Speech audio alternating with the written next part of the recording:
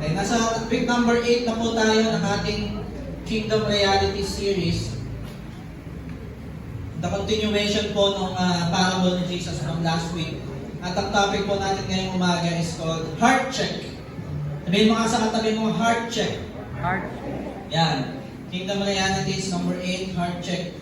And next week po ay makakaranas naman kayo ng ibang preacher dahil ang speaker po natin next week ay ang atin pong Ninang Oli.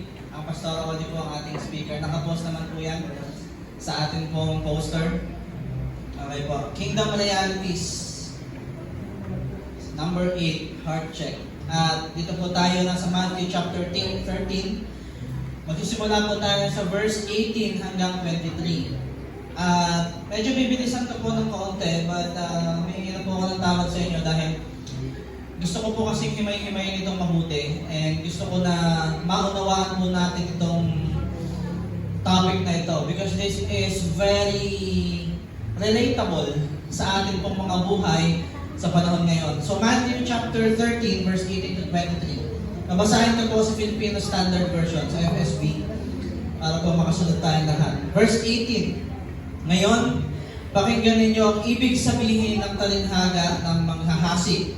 Kapag ang isang tao ay nakikinig tungkol sa kaharian, ngunit hindi niya ito inuunawa, dumarating ang diablo at inaagaw ang naihasik sa kanyang puso.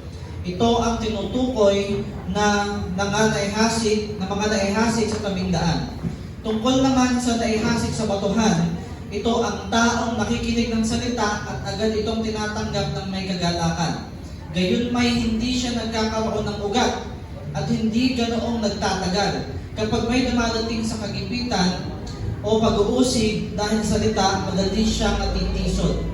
Tungkol sa naihasik sa may mga halamang tilikan, ito ang taong nakikinig ng salita, ngunit ang alalahanin na sa sanlibutan at ang panlilinlang ng mga kayamanan ay sumasakal sa salita, ano pat hindi ito nakapamunga.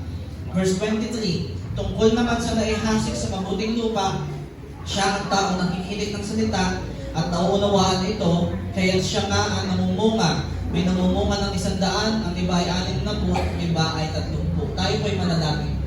Hallelujah. Aming Ama, samahan mo po kami ngayong umaga nito. May we open up our understanding sa iyong ituturo sa amin ngayong umaga nito. Gamitin mo ako, Panginoon, bilang instrumento.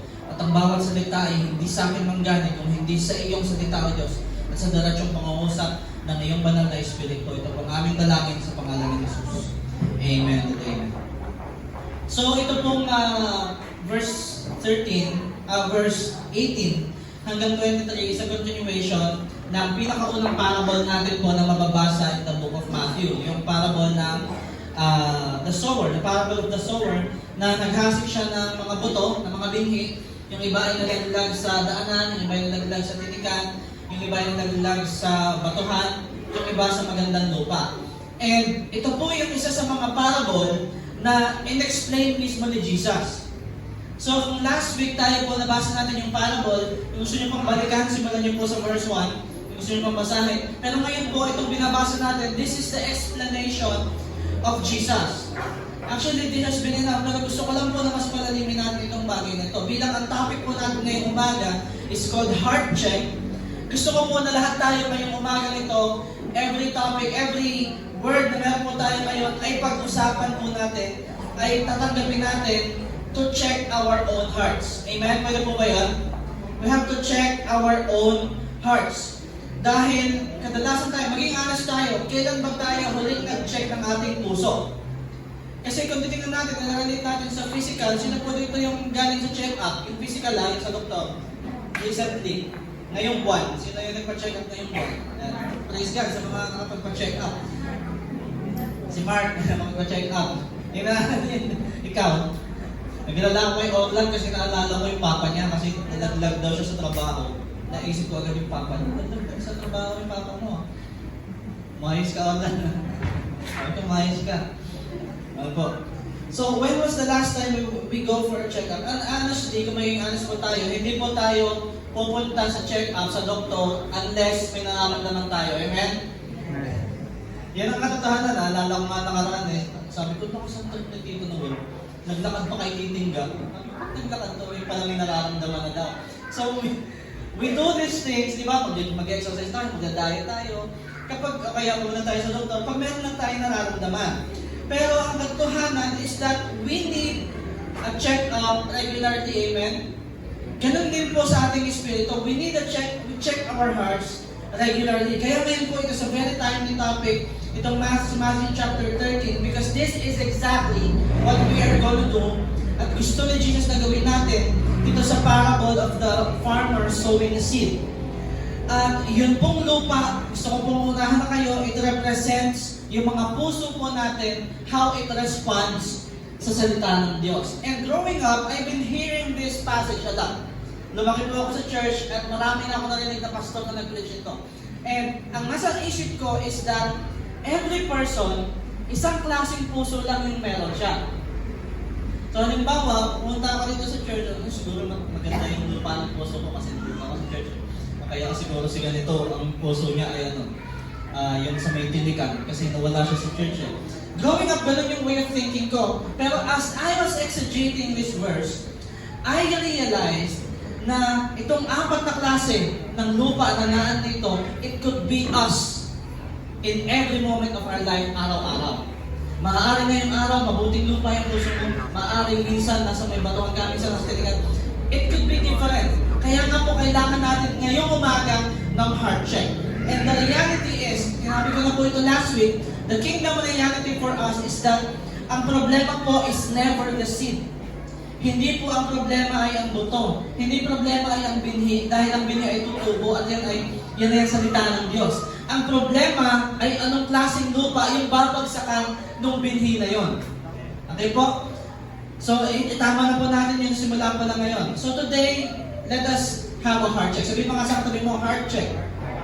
Sabihin mo dun sa kabila, heart check. Dun sa nasa likod mo, tingnan mo, sabihin mo, heart check. Heart check. Ayan. Dahil i-check natin yung mga puso natin ngayon. And, okay po, bigyan ko kayo ng context dito sa ating binabasa in Matthew chapter 13. Si Jesus ay, the ministry of Jesus is facing increasing opposition. Araw-araw na mas kumakalat yung salita ng Diyos, mas nakikilala si Jesus, na nagpapagaling siya ng mga may sakit, may mga isasabihan, demonyo nakakalaya, may mga bulag nakakakita.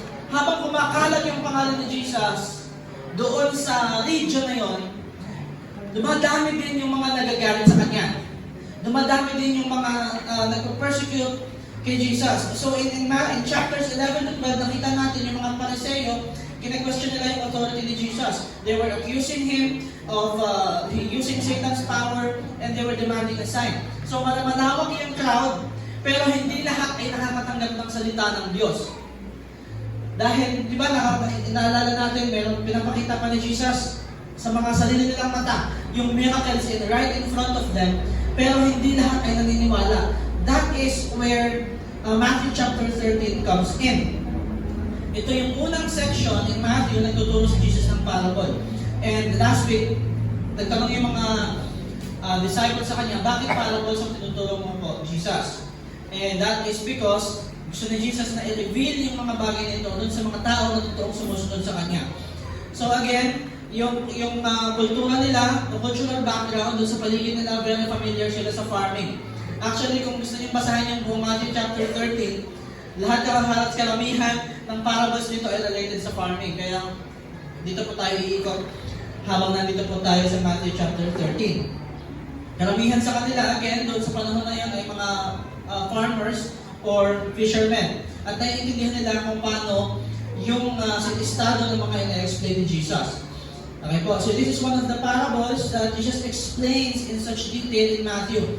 Ibig sabihin po, alam kung bakit in-explain pa ni Jesus yung parable, because gusto na Jesus sabihin sa iyo na ang bagay nito ay importante.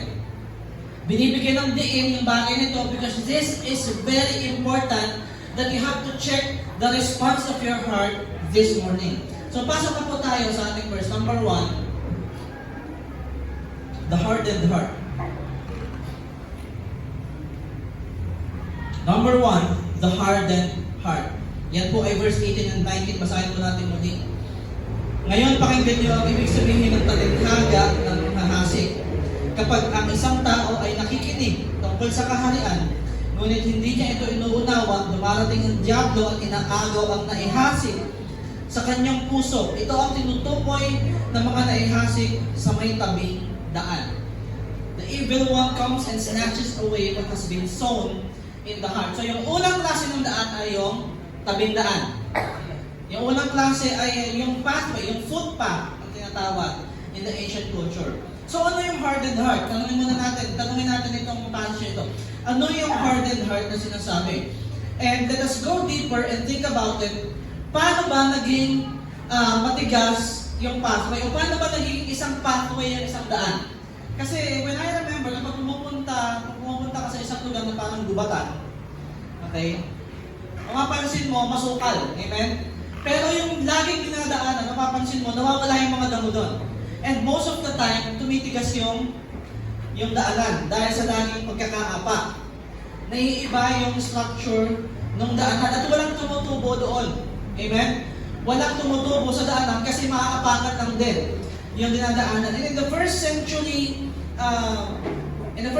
Palestine, in the first century Israel, yung mga magsasaka, wala silang mga bakod, wala silang mga machinery. Yung mga field, yung mga sakahan nila ay open. At nade-divide lamang yon ng mga footpath. Nade-divide yun ng mga dinadaanan ng mga tao para maghasik sila ng buto. Okay po? Gusto ko mabuo sa isip niyo yung nangyayari. So ito ay mga narrow walkways na dinadaanan ng mga hayop o ng mga tao para makadaan sila doon sa taniman. So kapag kayong sower ay naghahagis ng binhi, yung iba doon ay naturally nahuhulog doon sa mga daanan. So when they are trampled every day, araw-araw yung mga daanan na yun ay nadadaanan, kaya yung mga lupa na yun ay dense, it is compact, ito ay impenetrable. Matigas itong mga lupa na ito dahil dinadaanan ito palagi. Unlike yung tinataniman talaga na hindi naman nadadaanan. And most of the time din, yung mga ibon ay lumalanding doon sa mga daanan na yun at tinutukan nila yung mga binhi na nalalaglag doon sa daanan. Okay, nakikita niyo po yung picture. Itong path soil, itong unang klase ng puso, itong unang klase ng lupa na sinasabi ni Jesus, these are hard, these are closed, and these are resistant. So, yung salita ng Diyos, okay? Yung salita ng Diyos, it never penetrates deep enough para maging maayos yung puso ng isang tao kapag ang puso mo ay katulad nitong daanan na sinasabi ni Jesus. The kingdom comes near you, maaaring umaattend ka ng church, nakakapakinig ka ng salita ng Diyos, pero yung puso mo ay matigas. If this is you today, gusto ko magkaroon tayo ng heart check tayo ngayong mga ganito eh. Matigas ba yung puso mo? Sarado ba yung puso mo? Kasi sabi ni Jesus, yung mga tao na ganito, nakakarinig sila ng salita ng Diyos. Pero the devil, the evil one comes and snatches it away. Inaagaw sa iyo yung salita ng Diyos at hindi nakakapasok sa puso mo. It never results to transformation and to fruit na gusto ni Jesus na magkaroon tayo. Okay po, and the kingdom reality is, kung ang puso natin ay matigas, we will never see the kingdom of God. And you will never see transformation in your life. You will actually miss the King standing right in front of you. Hindi mo ma-recognize na nandiyan ang Diyos sa harapan mo. You will never recognize the presence of God. So ang heart check po natin ngayong umaga is, am I shutting out the kingdom of God? Dahil resistant ako sa salita ng Diyos. Matigas ba yung puso ko sa salita ng Diyos? Ngayon po ang tanong ko, a better question na gusto ko po na itanong natin ngayong umaga nito is, may pag-asa ba para doon sa footpath? Kasi yung sabi namin, yung dinadaan na yun ay matigas at hindi yun kailanman tutubuan ng kahit na anong binhi. Ngayon, paano kung gano'n yung puso ko? May pag-asa ko ba para sa akin? Now, ang kagandahan po is, even the hardest path, kahit yung pinakamatigas na daanan, pag yan ay pinungkan mo at tinaniman mo, tutubuan pa rin yun ang halaman. But it requires transformation. At hindi yung lupa ang magbabago sa kanyang sarili, implying that we can never change our hearts. It is the farmer who can change the quality of the soil. Yung magsasaka, yung magbubungkal. which is in this case, okay po, yung magsasaka na the farmer is Jesus Christ. Ang Diyos ang may pwedeng magbago ng ating puso. Okay? So, it requires effort and intentionality. Hindi mababago yung daanan on its own. Hindi mababago yung puso natin ng kanya lang. Kailangan intentional, kailangan maisip mo na, kailangan na mabago para mataliman ko din. And when the Lord starts to dig in your heart, the same ground that once resisted the Word of God, the same ground na matigas at compact at impenetrable, kaya ng tubuan ng bunga, ng halaman, ng puno at ng bunga. Amen? It is possible. Mayroong pag-asa sa puso mo kung yan ay katulad ng food pan. So ngayong umaga, habang tinutuloy po natin ito, ayoko na maisip ninyo, matigas yung puso ko, wala na akong pag-asa. It is not like that. O kaya may naisip mo, yung asawa ko ganito, matigas ang puso nito. Yung anak ko, matigas ang puso nito. I want you to know today na walang matigas na puso sa Diyos. Okay? Number 2, pasok tayo sa kasunod. Gusto ko pong maano natin ito eh. Maranto natin. The shallow heart. Verse 20 and 21. Tungkol naman sa mga naihasik sa mga batuhan, ito ang taong nakikinig ng salita at agad itong tinatanggap ng may kagalakan.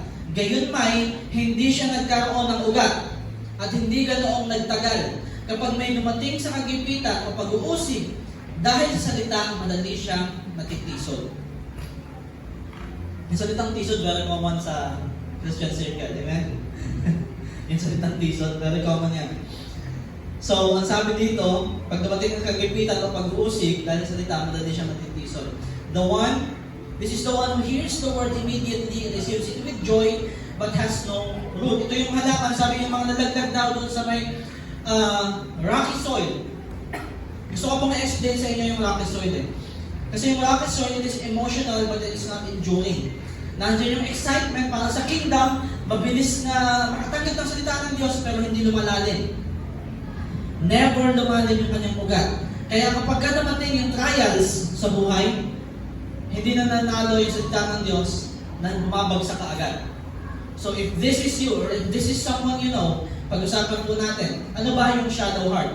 In the first century, yung rocky ground na tinatawag, hindi po lang, pag sinabi kasi rocky ground, ang minsan pumapasok sa isip natin, parang sa mga yung puro graba o puro batuhan. Hindi, pag sinabing rocky soil, it is actually limestone. Ano yung limestone? Ito yung malaking bato na sa ibabaw niya mayroong lupa. Okay? And then in the first century AD, it is a thin layer of soil. Pag sinabing rocky soil, sobrang tipis ng layer ng soil at yung ilalim niya bato. Okay? So, it is just a few inches of dirt, siguro mga 2 to 3 inches of dirt sa ibabaw ng bato. And dahil manipis nga yung lupa, pag nataglag doon yung halaman, tutubo siya ng mabilis kasi may lupa, pero walang tutubuan yung ugat niya. So kung yung halaman na yan ay medyo malaki, ang paglaki, ang supposedly malaki yung halaman, hindi na siya lalaki. Kasi wala nang kakapitan yung ugat niya. And ang tendency pa nito, kapag lumaki yung kanyang ugat, actually pwede siyang mabunot. Kasi, okay, madidisintegrate yung lupa, dahil kakaunti nga yun, hindi siya ganun lalaki. Another thing is, kapag tinutukan siya ng matinding araw, ito na sinasabi ko dito, kapag ininitan siya ng matinding araw, masascorch siya. Kasi wala siyang kakapitan. Roots could not grow deep enough para maghanap ng tubig. And spiritually, sa atin po, katulad ng sinasabi ni Jesus dito, this describes a heart that is superficial. Easily excited sa mga ginagawa natin sa church. Okay, anniversary na, di ba? Sobrang excited natin. Pero hindi po tayo deeply grounded sa relationship natin sa Diyos. Ito yung tinutukoy dito. It looks alive in the surface. Kung may kilo siya, mabilis siya lumaki. Parang natutuwa ka dito sa taong to. Mabilis niyang di ba? Nagtitraining na siya, ganito. O, ituturo na siya, sumasama na siya sa mga gawain ng kananay, sumasama na siya sa gawain, sa mga outreach, sa mga kabataan. Pero hindi lumalalim yung ugat because there is no depth beneath the emotion na binibigay ng pagsasama-sama natin in the church. Okay po? So, ang tanong ko ngayon is, how did the heart get that way? Paano ba nagiging rocky soil ang ating puso? Unang-una po, sa number 2 natin, it is the neglect of death.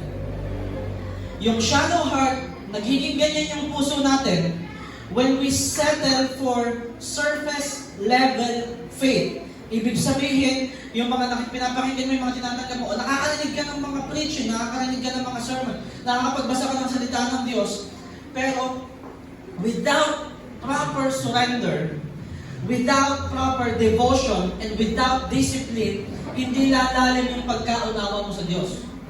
Hanggang doon na lang sa kababawan na yon. It never grows deep enough. Kaya ayaw po natin ng church na dumami tayo ng dumami dito sa church, mapuno tayo, at lilipat tayo ng Lord sa mas malaking building. Pero lahat tayo mababaw. Ayaw po natin ng gano'n. Okay na sa akin itong dami natin kung lahat tayo malalim sa salita ng Diyos. That is our heart and city disciples. Ayaw po natin ng ganito, na hindi tayo sumusurrender sa Lord. Wala tayong devotion time, wala tayong prayer time, wala tayong disiplina. And when life comes, and when trial comes, at then pumasok sa atin yung mga problema, ang mangyayari sa atin, mawawala tayo agad sa pananampalataya natin. Dahil napakababaw po ng pagkaunawa natin sa Diyos. Pangalawa, how does the heart get that way? Unbroken pride or pain beneath the surface. So, alam niyo po yung limestone, it can represent unbroken areas sa ating mga puso. Yung pride na pinangahawakan natin, or yung mga trauma, mga unresolved na bagay sa loob ng puso mo. Maaaring ng bata ka, na-abuse ka, maaaring ng bata ka, nagkaroon ka ng trauma.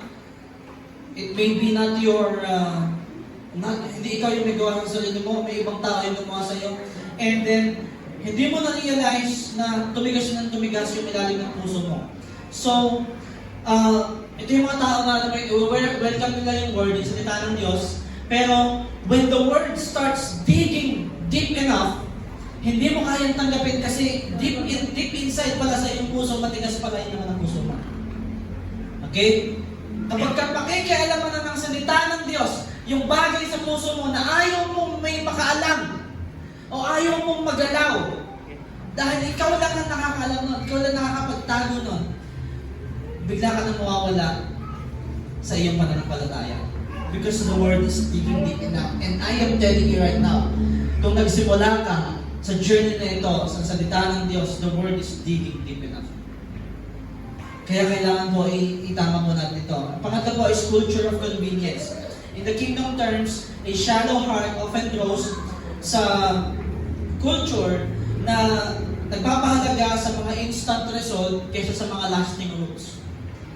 Kasi yun yung karamihan, alam nyo, in this present age, meron nga mga churches, mas gusto nila na madami sila kahit hindi naman lumalalim ang salita ng Diyos. Ayaw pa natin ng ganun. Okay? Kailangan lumalim tayo ng lumalim. Gusto natin ng harvest, yes, we want harvest, pero without endurance, without joy, without suffering, it is a crown without a cross. Ayaw natin ng ganung klase ng puso. Okay? And the kingdom reality today is that the kingdom is not built on shallow enthusiasm, kung hindi sa deep-rooted discipleship.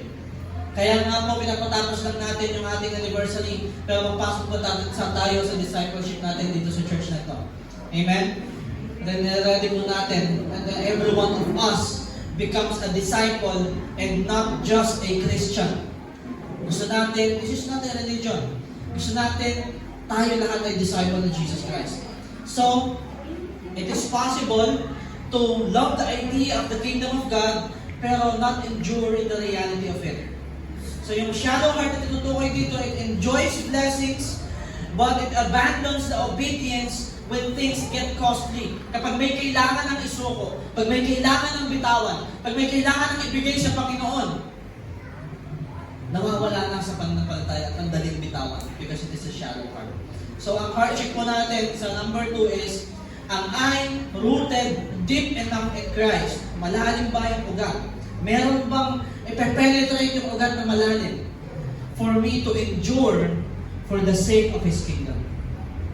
Okay, i-check po natin yung ating mga puso. Ang tanong ngayon, tulad ng tanong kanina, may pag-asa ba para dun sa rocky ground? Kasi gusto ko na natin to na tingnan natin to. May pag-asa ba dun sa rocky ground? And when we think about it in a farmer's term, absolutely mayroong pag-asa. Because a rocky ground can be cleared. Alam nyo, in the day of Jesus, in the 1st century AD, yung mga magsasaka, I have checked this. Farmers know, alam nila kung paano i-break apart yung bato to enrich the soil. Hindi siya madali, pero posible siya. Walang nagsabi na madali na magbasag ng bato. Walang nagsabi na madali na basagin yung mga trauma na meron ka sa puso mo. Yung mga trauma na iniwan sa'yo, being in a broken family, being in a family, having a father that is not loving, being left by your father, o kaya having a mother who is not loving, or being abused as a child. Okay, walang nagsasabi na madali yung mga trauma na meron ka. Ang sinasabi ko is, there is a possibility. And God can break those things apart para sa iyo. So that your heart can finally become good soil. Sabi ko nga mo lagi, walang matigas na puso sa Diyos. Pero there is hope of grace, and the same God who exposes the rock can remove it. The same God na kayang mag-expose ng bato na yan, magpapakita sa iyo ng mga bagay na pinagdaanan mo, He is the one who can remove that for you. Okay po, number 3, the grounded heart. Basahin po natin, verse 22, the grounded heart. Tungkol sa naihasik sa may mga halamang tinikan, ito ang taong nakikinig sa salita, ngunit ang mga alalahanin sa sanlibutan at ang pandininla ng mga kayamanan ay sumasakal sa salita. Ano pa hindi ito nakapangumunga? This is number 3, thorny soil. So, lumalaki yung word, lumalago yung halaman, the word grows, but then it gets smothered by the thorns around it. So, na-receive yung kaharian, na-receive yung word, the kingdom is received, but it is competing with other kingdoms. Ano yung tinutukoy dito? The kingdom of worry, the kingdom of worrying, the kingdom of wealth, and the kingdom of self. Worrying, wealth, and self. So, tanongin ulit natin, paano nagiging crowded yung puso? How does the soil become crowded? So, in ancient Israel, balik tayo again sa original na mga kausap ni Jesus, yung mga thorns, yung mga damo, yung mga weeds, ito ay malaking sakit sa ulo ng mga magsasaka. Kahit sa panahon naman natin yun, kasi alam niyo kung bakit ang bilis nilang lumaki. Mabilis silang lumaki, and then, actually, pagka nagtatulog ka overnight, kinabukasan may damo na eh. Sino po dito yung may experience sa pagtatanim? Hindi ba? Na ba nagtanim ka, nagtanim ka lang sa doon lang sa harapan namin eh. Parang hanggang dito na yata yung damo namin doon eh. Saglit lang yun. Okay? So tatabasin ko siya, gagrass cutter ko siya ng isang kapon. Kinabukasan, nandiyan na ulit eh. Minsan kahit sagad yun eh, nung nakaraan sinagad yun ako talagang kinagaan niya ng sagad na sagad eh. Kinabukasan ulit, naulanan lang ng kaunti, may damo na ulit. Hindi mo alam kung saan nagkaganan yung damo. Kasi may mga naiiwan ng ugat, and that is actually a problem. Yung mga leftover roots ng mga damo na yon from the last season, kahit tanggalin mo yun, tutubo pa rin yun. Tama? Ito yung sinasabi ni Jesus dito. That is the picture of a divided heart. The thorny soil. Na-receive mo yung salita ng Diyos, but it never cleared the competition sa puso mo. Ibig sabihin, tinanggap mo yung salita ng Diyos, pero yung mga laman ng puso mo, nakamunduhan, hindi na-approve sa loob. Natanggal lang yung ibabaw, pero yung ugat nandun pa din.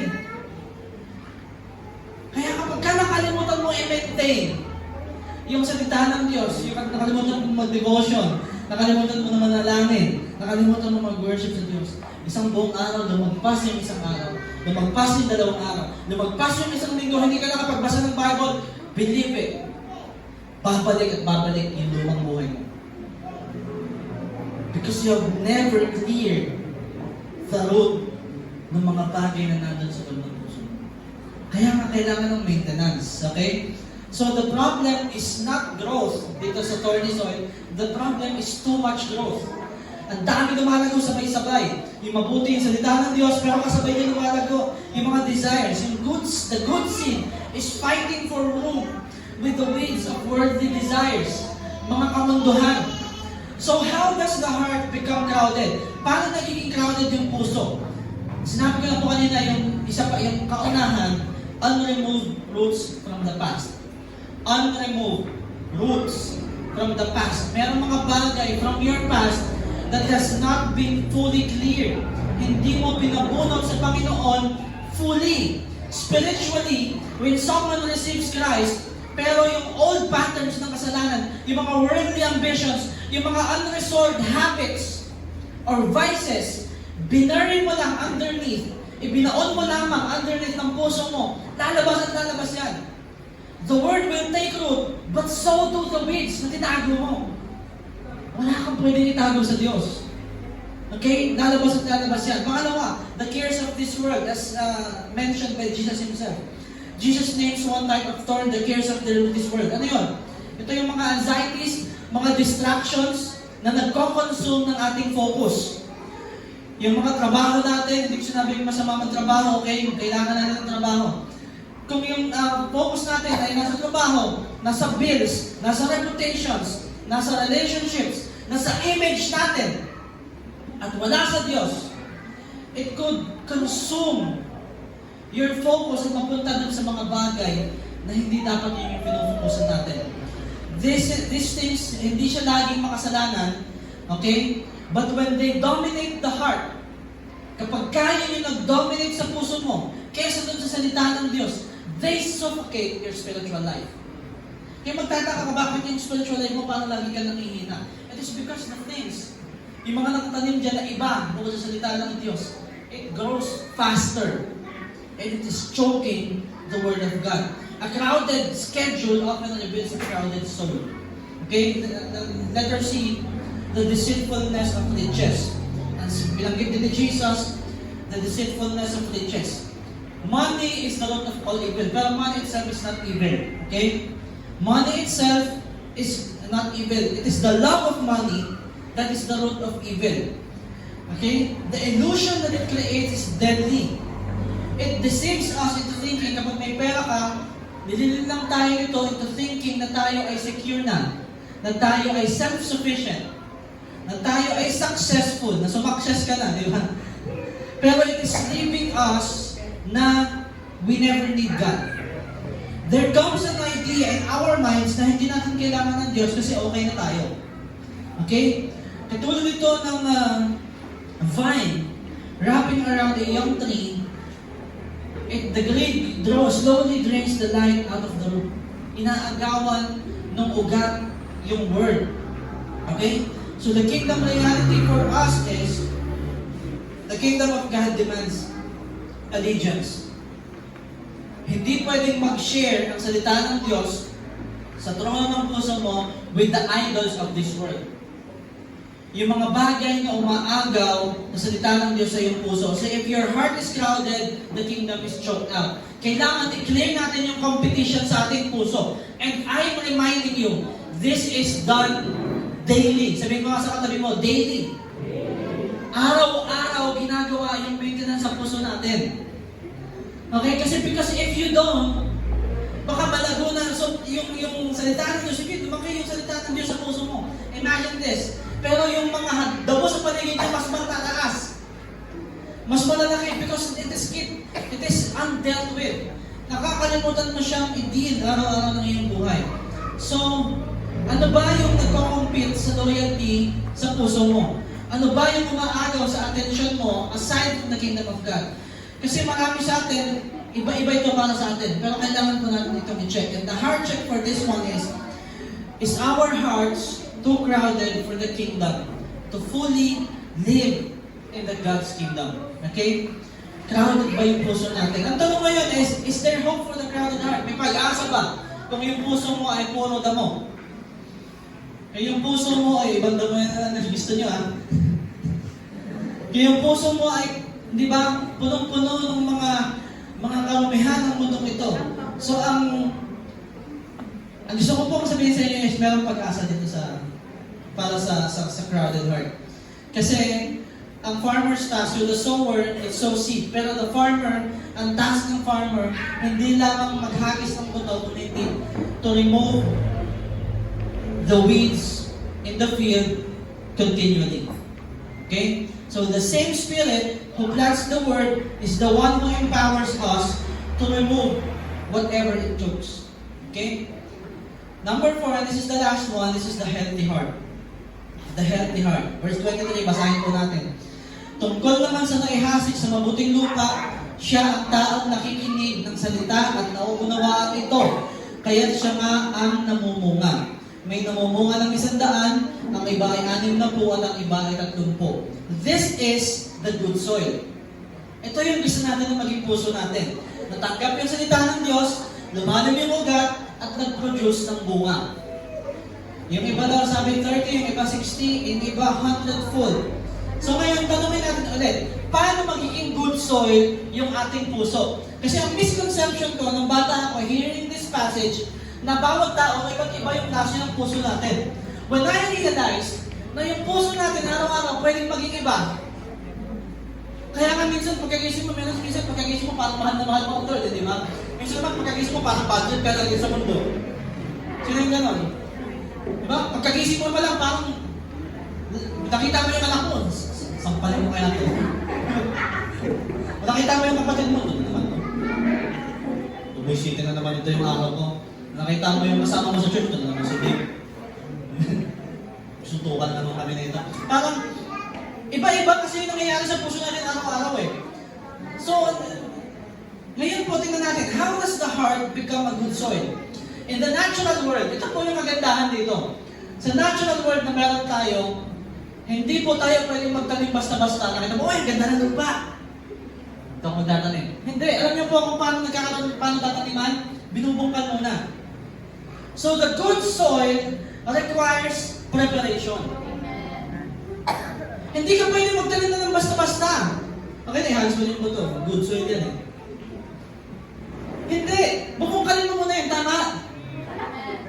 Iba't ibang klase ng binhi.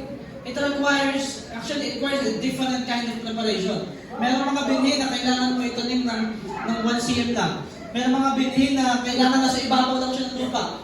Meron naman, yung sayote, kailangan nakahiga siya. Hindi mo siya pwede itanim na, pasok mo yun yung sayote. Di ba? Pag itanim ka ng sayote, kasama yung bunga, tapos nakahiga. At itisundan mo kung saan siya nakasuloy yung ano. It requires preparation. It requires intentional preparation. The good soil doesn't just appear out of nowhere. Okay?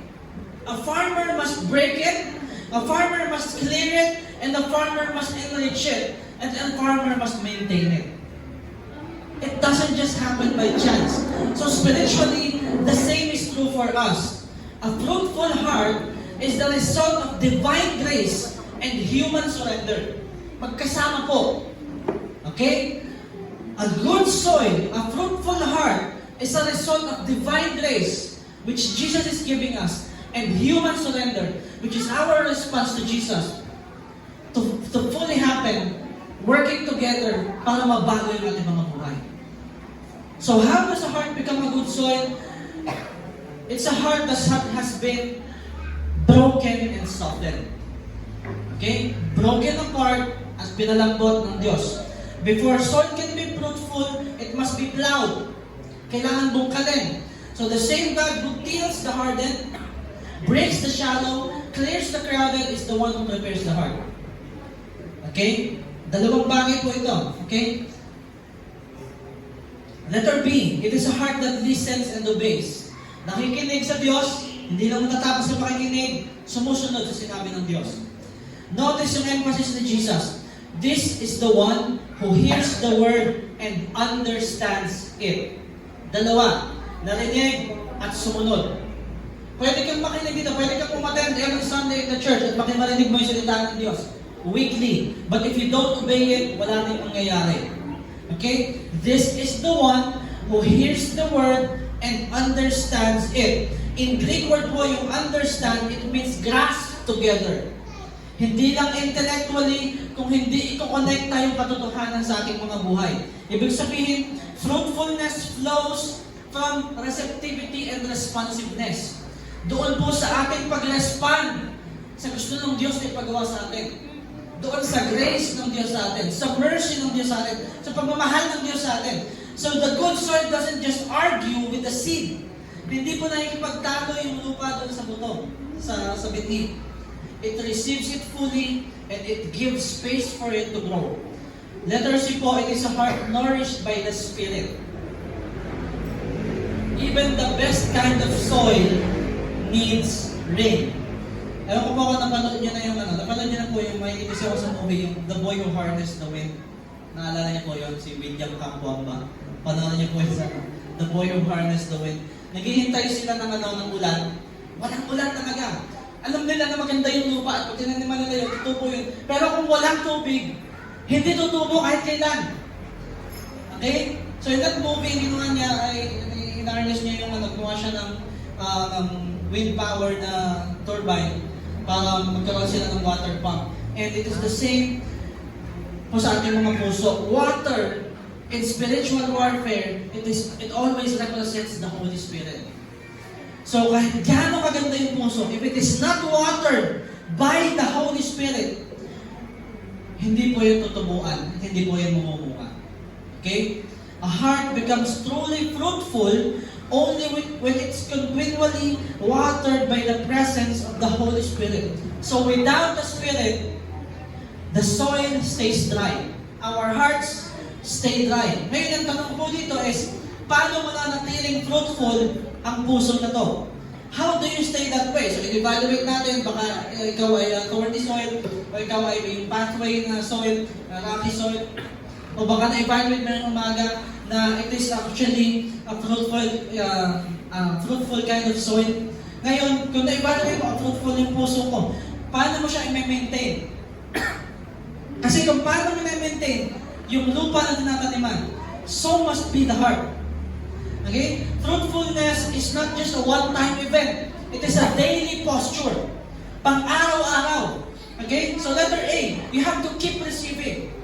Sa version ni Luke, dito po sa ating passage, in Luke chapter 8, verse 15, kung gusto nyo basahin, he describes the soil as those who hold it fast in an honest and good heart and bear fruit with, take note of this, patience. Bears fruit with patience. So the good soil stays a good soil because it is receptive. Lagi siya tumatanggap sa Diyos. When you keep saying, yes, Lord. Di ba? When you keep saying, yes, Lord, the soil always stays ready. Pangalawa po, letter B, you keep removing. Even fruitful soils, kahit maganda yung klase ng lupa, it attracts weed. It can still attract yung mga weeds na pinag-uusapan natin kanina.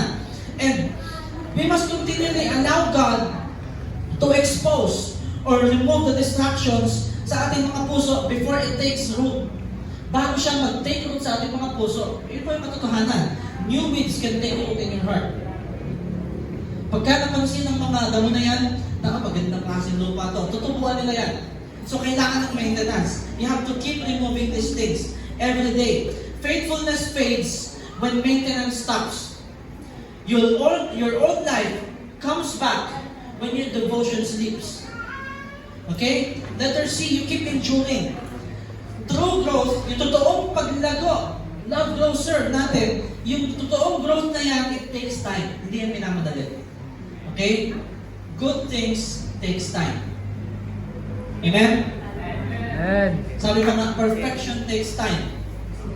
Okay? Some seasons feel dry.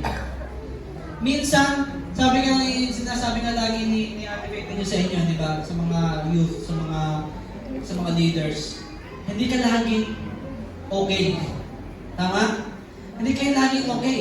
There are seasons that you will feel dry. There are seasons that you will feel far away from God. Pero ang katotohanan is that the root is still there and it is growing. Kaya wag po nating madaliin. So when you feel like your progress is not feeling like a progress at all, na feeling mo parang wala nangyayari sa buhay ko, but parang nandito pa rin ako, there is hope knowing that the root is there and it is growing. Okay? The fruitful heart trusts in the process. Hindi sa kahit na anong process, kung hindi sa process ng Diyos. Knowing that kingdom growth is often invisible before it is inevitable. Hindi po natin na-obserbahan pag nagtanim tayo sa mga may experience dito magtanim. Hindi mo naman nakikita ano kayo nangyayari sa buto sa ilalim ng lupa. Meron na kaya siyang suloy. Makikita mo na lumalago siya kapag lumabas na yung una niyang dahon. And when you come back at it in another day, makikita mo parang mas lumaki siya ngayon. And then when you come back another day, the third day, makikita mo mas malaki na siya. And then mapapansin mo parang may mga damo sa gilid, tatanggalin mo yun. Amen? You will remove it. And then you will see every day of your life, lumalago siya na lumalago hanggang sa makikita mo one day, makikita mo yung unang bulaklak sa halaman na tinanim mo. But then again, you will see those weeds again dun sa baba. And minsan makikita mo meron pang mga caterpillars o kung ano pang mga peste na kumakain ng dahon. And then you will remove them. And you will trim that plant. And then yung one day, makikita mo yung bulaklak na yun, it will result into fruit. But it requires daily attention. Pag yung halaman na yan, binabayaan mo, malalagdag lang yung bulaklak niyan. Lalago yung mga damo sa paligid. Kakainin ng mga insekto yung mga bunga na lalabas yan. And it will never really bear good fruit. Okay? Because it requires daily attention. The kingdom growth is invisible before it is inevitable. The kingdom reality for us is the kingdom of God produces visible fruit. Yung bunga po na sinasabi dito, it is visible, nakikita ng iba. The fruitful heart, trust the process, knowing God's kingdom growth, okay, is happening where God is moving. When the word is received into a healthy heart, ang resulta po nito is multiplication. Kaya sabi ni Jesus, yung iba namumunga 30-fold, 60-fold, 100-fold. Okay? When the result is multiplication, lives are changed, disciples are made, and the kingdom is advancing. Okay? Hindi po mananatili ang kaharian ng Diyos na hindi naririnig ng iba when you are truly fruitful. When you are truly fruitful, maririnig yan lalo ng mga taong malapit sa iyo. Amen? So, this is what the King desires para po sa atin. Not just that you hear His word, hindi lang basta marinig, but knowing that His kingdom flourishes through you. Na lumago ka ayon sa salita ng Diyos. Fruitfulness is the evidence ng iyong citizenship ng kaharian ng langit. Okay, it is the evidence. So, ang hardship ko sa atin dito is that am I living in a way, nabubuhay ba ako sa pamamaraan ng kaharian ng Diyos, na ang kaharian ng Diyos ay nag-a-advance sa pamamagitan ng aking buhay. Dito po tayo magtatapos that ang reality po natin is that every time the Word of God is preached, every time that you open your Bible, your heart is one of these 4 kinds of soil. Araw-araw ng paggising natin, okay, our heart is one of these kinds of soil. The hardened heart, it resists the kingdom. The shallow heart, it abandons the kingdom. The crowded hearts, it suffocates the kingdom. But the healthy heart, it receives the kingdom, lives it out, and multiplies it. Ito po yung gusto natin na mangyari sa ating mga buhay. And the good news is, God is the gardener. He can break up your hard ground. He can deepen your shallow places. He can pull those thorns from your heart.